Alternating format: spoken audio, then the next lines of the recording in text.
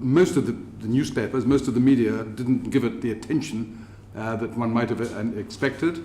And that even in Parliament there has been a lot of interest, but not the dramatic interest that one gets, say, in Germany or in one or two other countries. What's your own view as to, first of all, is that a distinction? And if it is a distinction, what might be the explanation for it? I think we all of us have our own different cultural and historical traditions, and clearly the experience for Germany, whether through the Nazi era or through Eastern Germany's experience historically, was very different from ours, very different again from the US experience. I think there's probably been a long tradition of respect that goes back to the work that Bletchley Park did during the Second World War for the work of the intelligence agencies. But I don't think that just because we have different historic traditions and because we've had long historic support for the work of the agencies means that we can ever take that support for granted. And for those of us who believe in the work the agencies do and believe it will be really important for the future, particularly as we have changing threats, we should actually see it as even more responsibility on us to make sure that that consent is maintained for the future. And that does mean, as expectations change, making sure that there is appropriate transparency in certain areas, making sure that there are clear safeguards and clear oversight in different areas as well, because I think we would take that for granted at our peril, and it wouldn't be fair on the agencies for us to do so either. One more question from me before I invite my colleagues to ask their own questions. Could I ask, from the point of view of your position as Shadow Home Secretary on behalf of the opposition, is it fair to say that your position is that, broadly speaking, you are comfortable with the role of the agencies? You have a number of quite important detailed recommendations for changes as regards oversight and a number of other issues of that kind. But is it fair, or is it not a correct representation to say that, broadly speaking, your view is that the agencies can be deserving of public support, and not just what they're supposed to do, but what they're actually doing? Yes, we strongly support the work of the agencies. All my experience of the work of the agencies as a member of the ISC very, very many years ago and since has been that I think they do immensely important work to keep us safe, but they also do need to have proper oversight and safeguards. I mean, every organisation, every public organisation needs to have inspection and oversight and accountability. For those agencies and organisations that operate really behind a veil of secrecy, actually the oversight and accountability needs to be even stronger. And my view is that actually it isn't stronger, it is weaker and more fragmented, and that causes all of us problems. So even whilst we can support the work that they do, it's because we support the work they do that we also think that the oversight needs to be stronger. Thank you. Hazel. Yeah, thanks very much, Yvette. I wanted to explore a particular issue which is perhaps illustrative of some of the general points that you've made. And a key part of our inquiry is to look at the capabilities that the agencies have got, the way in which they use them, and the systems of oversight around it. The most controversial area in all the evidence sessions we've had so far is the issue of bulk collection of data, and that really goes to the heart of some of the Snowden revelations as well. And some of the civil liberties organisations have taken the view, and they've been very honest about it, that even if the use of collection of bulk data and then targeted analysis were to result in targets that enabled us to prevent plots, even if that were the case and there were good evidence about it, they still felt that bulk collection in and of itself was such an intrusion into privacy that they did not think the agencies should have that capability. And I'd be very interested to hear your view on whether or not they should have the capability, and if they've got it, then what kind of regime it should be subject to, because that seems to me to be pretty much at the heart of some of this controversy. Yeah, and we had obviously sort of quite an extensive debate about this as part of the emergency legislation before the summer recess. And it seems to me that there is clear evidence that holding communications data and the way it can be used and appropriately used has been crucial in counter-terror cases, in serious and organised crime cases, also in child abuse cases. And I have a particular interest in areas where I think not enough is being done to deal with growing online child abuse, and where more needs to be done in those areas. And there were examples that we had from the National Crime Agency of cases where intelligence had been provided about intelligence on those who had been involved in online paedophile networks, where it was possible for the National Crime Agency to do investigations that led to arrests in the UK, but where in Germany, where they didn't have the same retention of information, it led to only a handful of arrests compared to much higher numbers of arrests here. So clearly that information has been used to protect children's safety, to protect innocent people from terror threats as well. And I think that the principle, therefore, is not one that we should reject. It would be irresponsible to reject the principle. I think the only question is, what is the way to make sure that it is held proportionately, that it is used in the right way with the right kinds of checks and balances in place? Okay. Ming Campbell? Thank you.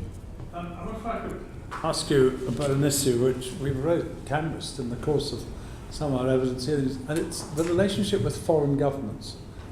You're well aware of the Five Eyes, indeed, having been on the ISC, you know exactly all about that. And these are countries, putting it rather generally, with whom we have a lot in common.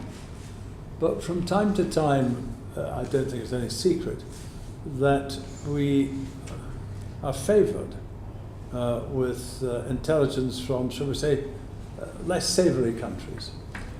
What do you think the policy of a government should be in relation to that? And in particular,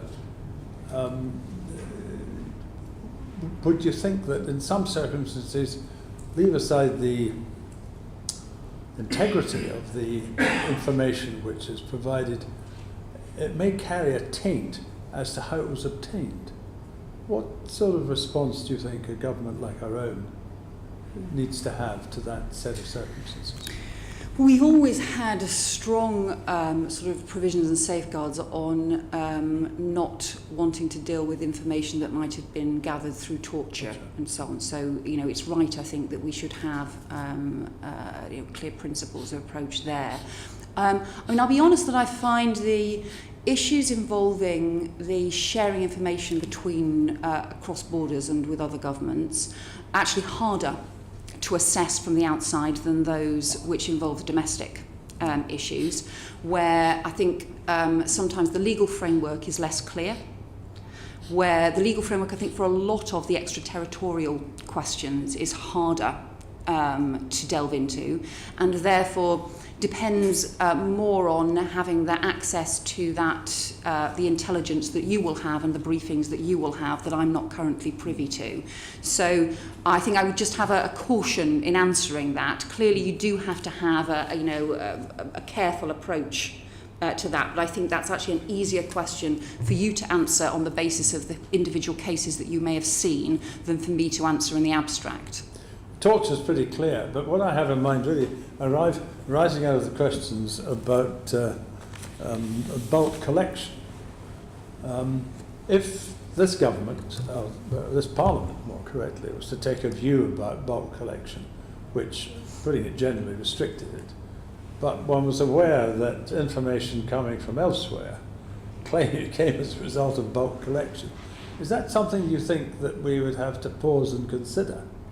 I think there should be pause for thought. I think this is something that the committee should look at in some detail. And it is one of the questions that we raised at the time when the information came out around the Snowden leaks is, what reassurance is there that relationships with other governments are not being used to bypass domestic legislation, for example, and where there might be safeguards that we might have decided as a parliament to put in place in this country if those were somehow being bypassed or moved around by those sorts of international agreements. And that, I think, would raise considerable concern.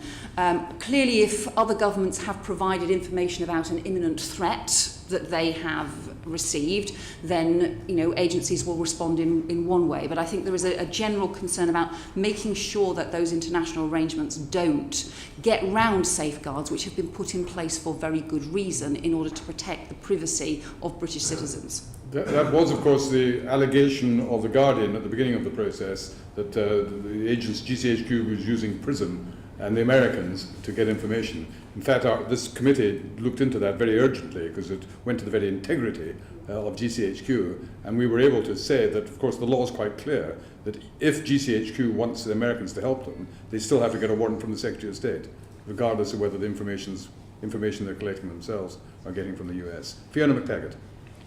In your speech in March this year, you suggested that part of the issue here is public debate, is leadership, is transparency. We had evidence this morning from Big Brother Watch who said that the convention of never confirm, never deny, which governs these issues in Britain, must be brought to an end as it's reached a farcical point. I wondered what your view of that was.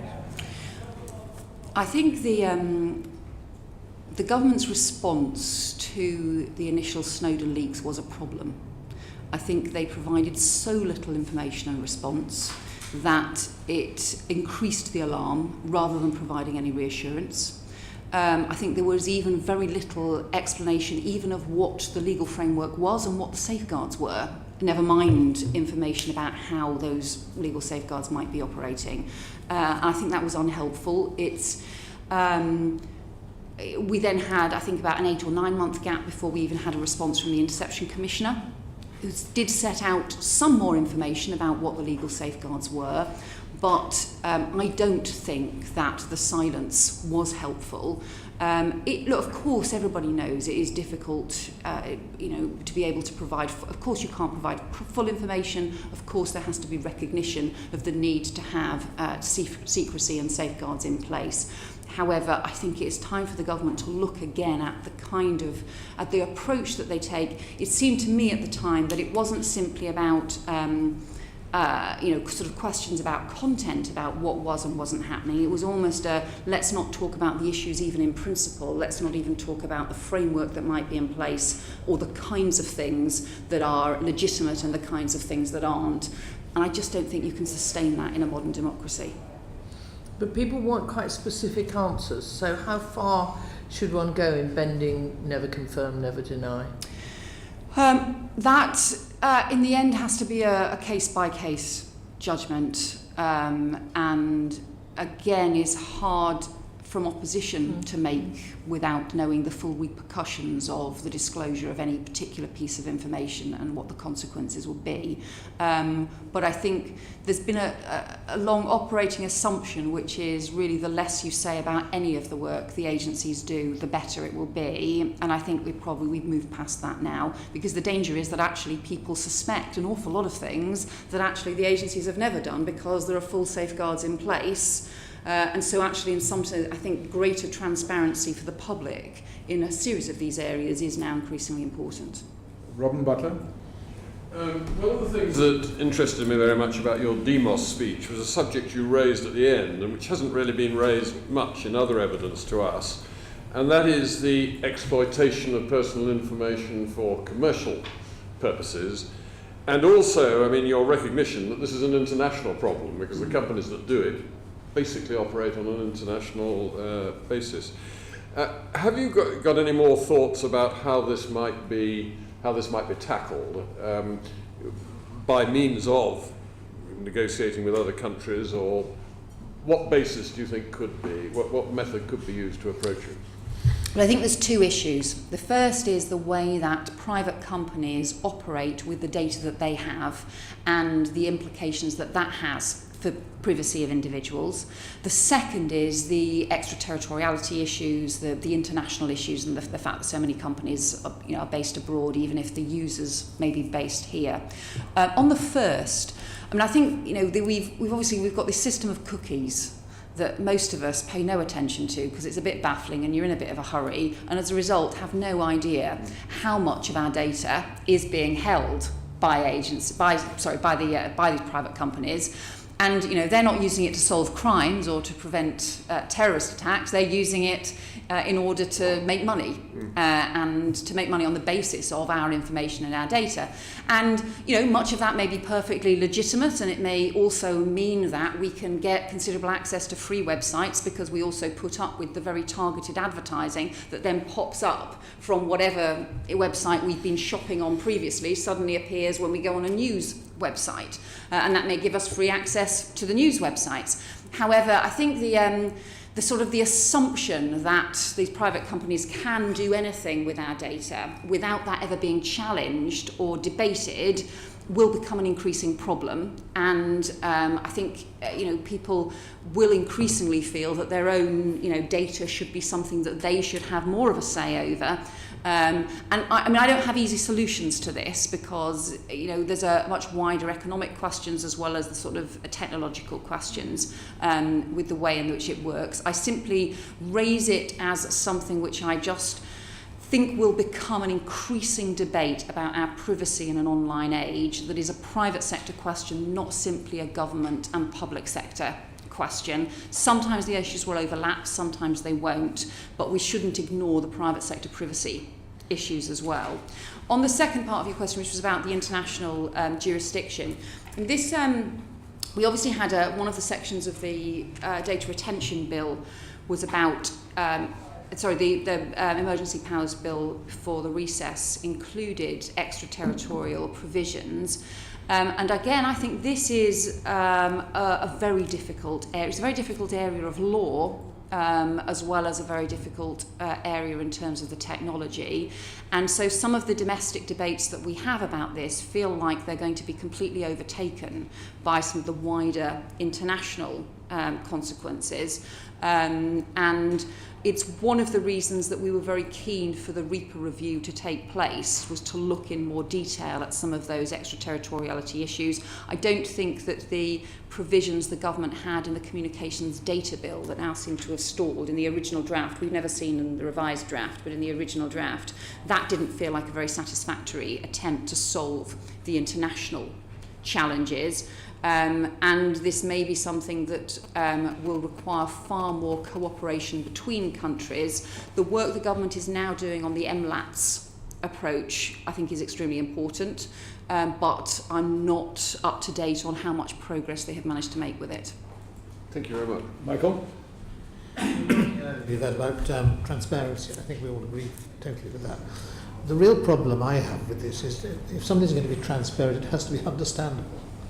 And if you look at REPA, I mean, somebody said you have to read it with a lawyer beside you to understand it. That's one area. Another area, which again goes to the whole question of transparency, is understanding the difference between domestic intercept and overseas intercept, external intercept, where the question is where the message begins and where it ends. And I thought about 3 months ago that I understood this, until suddenly I start reading about cloud and wondering whether anything sent to cloud, whether it's from here or anywhere else, is actually external, because cloud is based somewhere in California.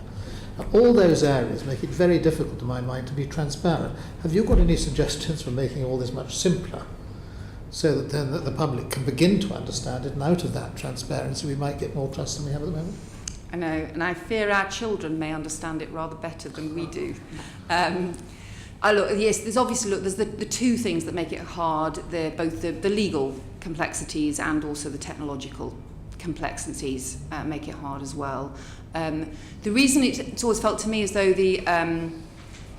I think why it was a problem that the government didn't translate REPA really at the time when a lot of the concerns were being raised, and also sort of explain what the current framework does, because there's still areas where I still think it's hard, even having spent a lot of time looking at it, to be clear what certain sections do provide for and don't. But also it shows that actually with the pace of technology, that I do think now is out of date. I think there's a series of areas. One is the internal, external, the difference between domestic and foreign. Quite understandably and quite rightly, we've had stronger safeguards around domestic communications over a long period of time. We've also had stronger safeguards around intercept compared to communications data. However, those distinctions do now seem to be much more blurred and much more difficult to sustain. The internal external one, I agree with you, when communications travel all around the world and back again between two people in the same country, that clearly raises questions about the way in which the existing framework operates, the way in which data is gathered, and how far it's possible to gather information simply around foreign communications simply around domestic communications. But I think the other area is this distinction between communications and content, which to me doesn't feel a clear binary distinction anymore at all.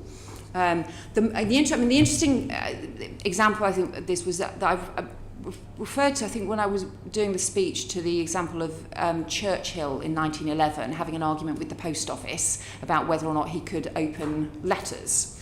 And that was a debate about content, and that was about whether or not he could look, the police were able to look at the letters being sent between two people. However, even then, they'd only be able to look at what was in that letter and what was the communications between two people at that time. With communications data, which is supposedly less invasive than the content of that letter, you can find out not only who people have been contacting, who all their friends are on a social media website, where they're shopping. If you're looking at, weblogs are categorized as communications rather than content. Some people argue that the video the shots of live chats are regarded as communications rather than content. A whole series of things that tell you an awful lot more about a person than that one letter that someone might have sent in 1911. In those circumstances, do we therefore need to look again at the safeguards that are in place for different levels of surveillance, different levels of investigation? And I think you do. The joint committee that looked at the communications data bill, I think, made a very strong case for looking again at different kinds of safeguards and stronger safeguards for different aspects of data which are currently regarded as communications data. But I think that whole area about the relationship between communications data and content data does need to be looked at again, and I hope that obviously it will be your reflections on it, but also David Anderson's reflections on that as part of the REPA review as well. George Howard?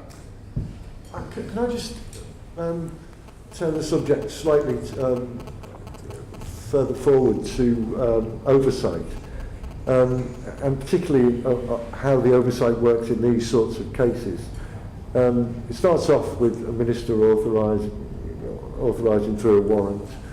That is the audit, and the follow-up on that is through the commissioner, and then finally, if there is a complaint, it's through the tribunal.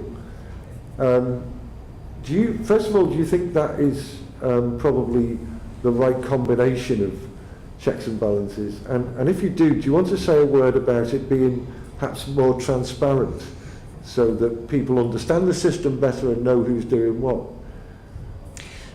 I think the oversight needs to be stronger. I think if you have strong powers in place, you also need strong checks and balances. They need to be stronger for agencies that inevitably need to operate behind closed doors. I think there clearly needs to be a process of warranting in advance, but then also further checks and safeguards on what happens afterwards and along the way. I think I would argue for oversight to be strengthened in a series of different areas. I don't think the Commissioner's system works very well.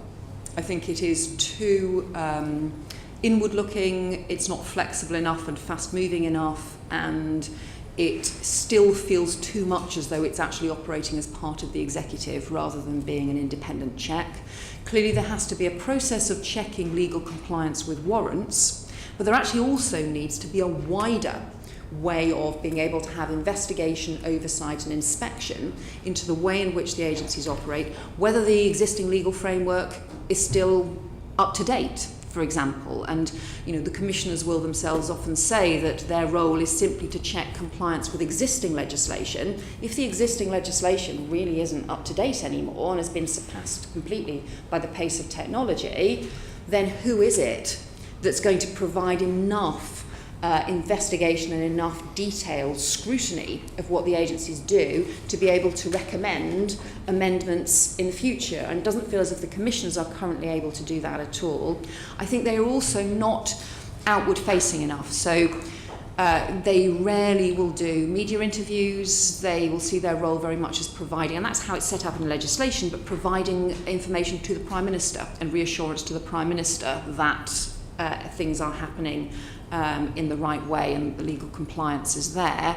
Whereas actually, in a modern democracy, you need the public-facing accountability. I think the role of the counter-terrorism reviewer is a much better one, and that seems to work much more effectively. The fact that David Anderson will do interviews, will talk to journalists and will talk to the agencies has managed to get the respect of both civil liberties campaigners and the agencies is quite an important one, but is also responsive enough so that if new problems emerge and new issues emerge, is able to say, right, I will look into that. Whereas the commissioners rarely do that. It is welcome that I think Paul Kennedy has said he will look into the issue around the use of Reaper with journalists' sources.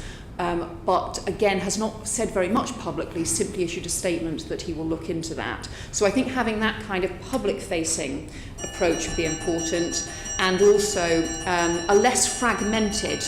I'm sorry to interrupt you. Are you influenced by this bell? Or? I'm slipped and paired as well, I think this you are. But if you all want to vote, I will vote too. This committee is also slipped, but we'll wait till the bell stops and then invite you to continue.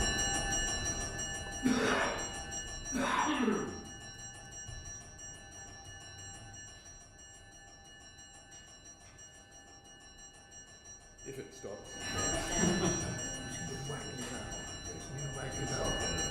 It interferes with the recording system.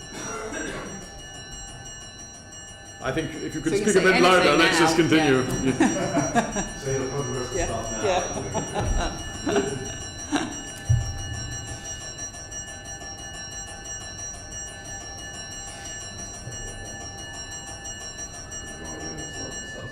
now. Please, continue. So I think it's partly about being outward facing. I think it's also, if you think about the police or the prison service, other agencies, they don't simply have a committee to provide oversight. They also have an inspectorate. So the HMIC looks into the police, you have the prisons inspectorate that looks into the prisons. There are, informal inspectorates that look into it. Instead, for the agencies, what we have is very narrowly defined commissioners that look into very judicial aspects of it, and then the ISC. And it feels to me as if that actually is, provides considerably less oversight than we have for other agencies, even though, because obviously they don't have the media scrutiny and the public scrutiny inevitably for the agencies, arguably there's a need for greater internal oversight, greater oversight behind the veil of secrecy. So I don't think that's there at the moment. Several people who've given evidence have suggested that that the warrant, signing of warrants should pass from ministers and should become a judicial process. Do you think that is a way forward, or do you think that might be problematic? On the intercept warrants, I'm open-minded about that. I think that in other countries, where there is judicial oversight, it's not necessarily clear that the judicial oversight provides greater scrutiny. It clearly provides, in many ways, we have to have judicial rather than executive, provides some level of independence. I think there's no reason to believe that the Secretaries of State who have to sign the warrants don't provide very considerable scrutiny, and will be thinking very much of the consequences if they get things wrong. So I think I'm still open-minded about that. I think you could do things through a judicial route or through a ministerial route in terms of the signing the warrants. I think probably the current framework for having the Secretary of State have to do it probably limits the number, on the basis that there is a certain amount of time they're able to spend on going through the warrants, which you might not have in a judicial system. Thank you. Mark Field. Sorry, before, was on the same point, Hazel? No, it's something separate. Let's take Mark first. Yeah, I wanted to touch on plans for legislation, and I appreciate we've got an election to get through before, and who knows, there might be a coalition, which has obviously been one of the constraints on getting legislation through. And I think you're right to identify that there is still quite a very broad sense of trust in our intelligence services, and I think you're absolutely right to suggest that elements of that are to do with historical for historical reasons. And what we saw, I think, interestingly with the Guardian revelations on Snowden was beyond a relatively small group. There was a sense, I think, in the public at large, well, actually, that's what we expect our secret services to be secret and to get on and do their bit to protect us. However, I do think there's a lot less trust for the police. I think a lot less trust, I'm afraid, for politicians in the political process. Do you have any sense that in an ideal world you would like actually to have a broader consolidating bit of legislation here, to be able to make a case, both as a minister and within a government, to make a case for the importance of our intelligence services, but to try and sweep up a lot of this, because there's a sense that the legislation isn't any longer fit for purpose, or RIPA is no longer entirely fit for purpose 14 years on. But that may not be just a sense of more and more piecemeal legislation may not be the right way forward, but actually to have a much bigger consolidation that may also be something that can bring much of the political class forward to be broadly supportive of what's trying to be achieved. I think until we've seen the conclusions of the RIPA review, it's hard to fully answer that question. My assumption has been we would need a replacement for the RIPA framework, but we will obviously have to wait until we have David Anderson's recommendations about whether that can be done through amendment or whether you need a new framework in place. I think there is a problem with the debate around the communications data bill, which was obviously the government's attempt to do some more about this. We always thought that was far too widely drawn, and I think the Joint Committee's report was very sensible on pointing out the problems with that. And I understand that there is a second draft of a communications data bill, but I've never seen it. We've never looked at it, and so again, it is hard to know what proposals that has in it and whether that's how that will relate to the RIPA review as well. So I think I think quite clearly new legislation will be needed, if only to deal with some of these issues around communications and content, the additional safeguards that are needed, the stronger oversight that I think is needed.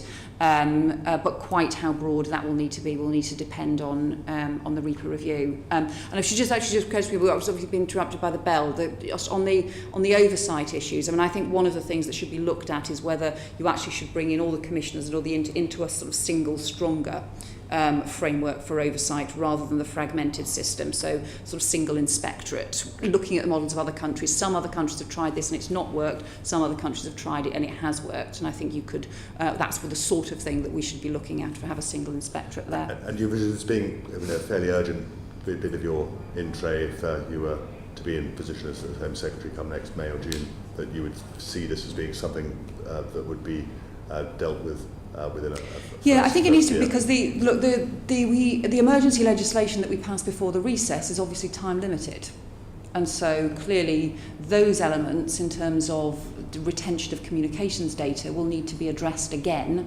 and it's right, I think, to have the stronger safeguards in place as part of dealing with that. So I think that was sticking plaster legislation that we did before the summer recess. We shouldn't do repeated sticking plaster legislation. We should actually try and do it properly in some detail. That does also mean, though, that you need to have a public debate. So I think the opportunity needs to be there once we have David Anderson's conclusions, not simply to then rush the next day into legislation that the government has prepared earlier, but to have the proper debate on those conclusions and then move to legislation. Julian Lewis.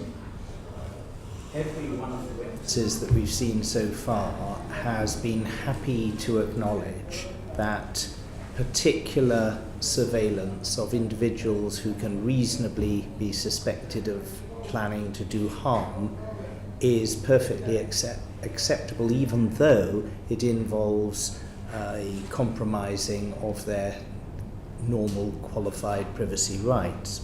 However, as Hazel said right at the beginning, under sustained questioning from her and from the chairman, most of the civil liberties groups and some of the academics, but not all, said that even if a major attack could be prevented by bulk data gathering, they would still say that bulk data should not be gathered and that the price of the attack was worth paying. I'd like a little bit more of your view on that approach. But one of the options that some of the academics put forward in relation to that was to say that, well, it would be better, if we have to do bulk data gathering, that bulk data should be held by the private companies that gather it rather than by the state. However, the Parliamentary Office of Science and Technology did a survey for us on public attitudes to personal data and privacy, and they conclude that generally people report that they trust government's intentions more than commercial companies on data security and protection from data misuse and fraud. And indeed, 57% of people support government monitoring email and internet search traffic to identify potential terrorists and people with extremist views, though 25% oppose this. So putting all that basket of things together, do you feel that on the whole, if bulk data is to be retained, we should go down the route of private companies retaining it or of the state doing so? Well, the arrangement we have at the moment is that communications data is held by private companies. I think that is considerably preferable to it being held in any public sector form. And it is interesting that it is the route that President Obama has chosen to move towards now, having previously had a system where it was held by arms of the state, is now shifting to try and have that data being held by the individual private companies instead. I think having a system where they hold the information and the police or the agencies have to put in a request through a proper warranted process just provides additional safeguards. Clearly, there also have to be safeguards on the way in which those private companies hold the information, and time limits as well on the way in which the information is held, and it has to be proportionate in the way that it is used. So you've got to have strong enough safeguards in place, and it's right to keep those safeguards under review. I suppose the interesting thought about who in the end people trust, I remember people pointing out the evidence which showed that the public, and I think this was true in both Australia and Britain, were strongly in favour of ID cards until the government proposed them. So as long as they were being proposed by everybody else and by private companies and by private organisations, everybody thought they were a great idea. As soon as governments and politicians start proposing them, then actually people become rather less keen. So I think I would have that as a caution on what actually people's attitudes would be to whether this information was being held by a public sector agency or by a private sector one. Hazel? Thanks, Malcolm. I think obviously your grasp of the issues I think is hugely impressive, and these are not simple matters. But sometimes I'm disappointed that parliamentary colleagues don't take perhaps quite as much interest in the kind of oversight that we endeavour to do. And traditionally we've had an annual report and an annual debate, and it tends to be a debate amongst ourselves rather than necessarily wider kind of parliamentarians. I just wondered if you had any ideas about how we might engage Parliament a bit more in the kind of oversight and scrutiny through debates, and whether or not one of the ways we might do that is for ministers to perhaps be subject to greater scrutiny in the House for some of the decisions that are made. But I do think that it's really quite disappointing that unless there's a crisis, like the Snowden revelations or something comes up, on a day-to-day level, there are very few colleagues who are actually engaged with what are important matters of national security. I think that's right. And it is a challenging one, and in some ways I suppose the question is also whether it is possible to engage the public more in the debate that then makes it more significant in Parliament. Because when Parliament has engaged with this, it's been very often because MPs were being contacted by constituents about it, and if they get letters and emails about this rather than about some other issue of concern, then that will make people more likely to look into the detail of it and to become involved in the debates. And so that, I think, is probably one way of doing so. I think you're right that ministers being more transparent about what the issues are and what the crunch questions are is important. The question for us probably over the next 12 months is how the conclusions of your report are aired and properly debated, and then the conclusions of David Anderson's report are aired and properly debated, and that there is opportunity for real, detailed consideration of them, and for as many people as possible to be involved in them, because it sort of goes back to those questions about the beginning. If you don't have consent, it is much harder for any of the security work that we need to be done, and anybody to have confidence both that their privacy is being protected, and that unless they're suspected of some terrible crime, they're not going to have their emails or their data being investigated in any way, but at the same time be confident that the agencies will be doing what is needed to keep people safe. But that all depends on the framework of consent, and that depends on there being a level of knowledge and understanding as well. Final question, if I may. Since the 1990s, the intelligence agencies, to a considerable degree, have come out of the shadows, much more public in terms of their leadership and their speeches and so forth. It is sometimes said that the agencies have been more willing to do that than various Home Secretaries and Prime Ministers have been willing to allow them. There's been more reluctance on the part of government. If you are Home Secretary as opposed to Shadow Home Secretary, it's easy as Shadow Home Secretary to say, yes, I believe in more transparency and more openness, but do you think as a Home Secretary you would be able to implement and wish to implement reforms in that direction? I think you have to. I think if we try to keep everything behind closed doors, then the danger is that we will undermine the trust that we need in order for the agencies to be able to do their work. So I think in the end, it's actually damaging to confidence in the agencies to try to keep everything too quiet and too silent. You need to build that confidence. And you're right, of course, that's something that people can often say more often in opposition than in government.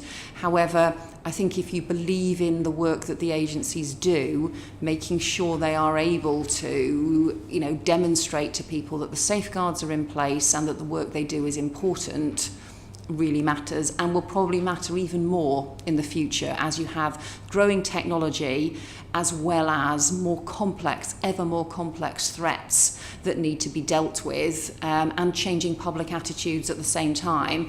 We're going to have to be, as a nation, increasingly nimble about keeping up with those debates and adapting to things, whether that's changing technology or changing expectations or changing threats. We are going to need to be able to adapt. You can't adapt unless you've got consent and consensus about the principles that should guide us and the way in which we should respond.